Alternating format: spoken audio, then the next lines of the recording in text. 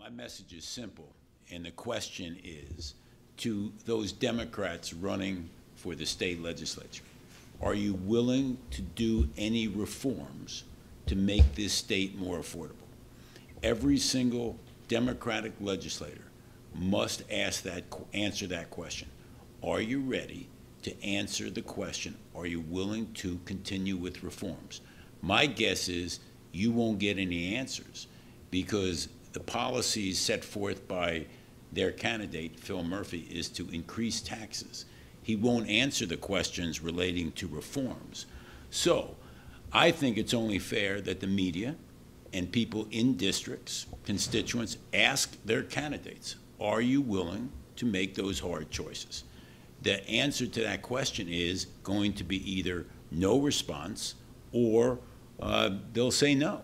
The history of the Democrats in this state for 15 years, unless they were pushed by a Republican governor, was to either increase taxes and ignore the problems we have in this state. So as they raise issues as to Donald Trump, and they want to talk about Donald Trump, I want to talk about affordability, and I want them to answer those questions.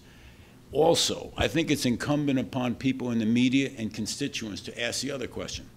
Do you want balance in government? Meaning, when you have too many Democrats in Trenton, here's what you get. You get bad legislation. I want to tell a story.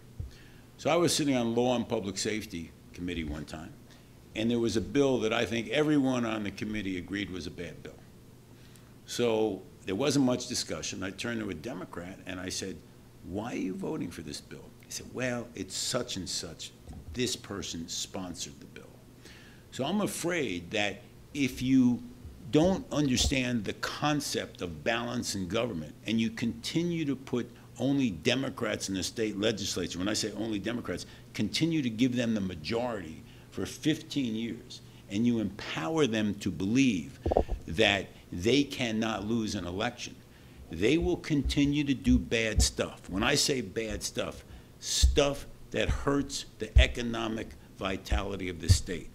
So I caution people to put their emotions aside and look at the policy. And the policy is for 15 years the Democrats have controlled these chambers, and they brought higher taxes, more regulations, a less competitive state, forced people to leave this state.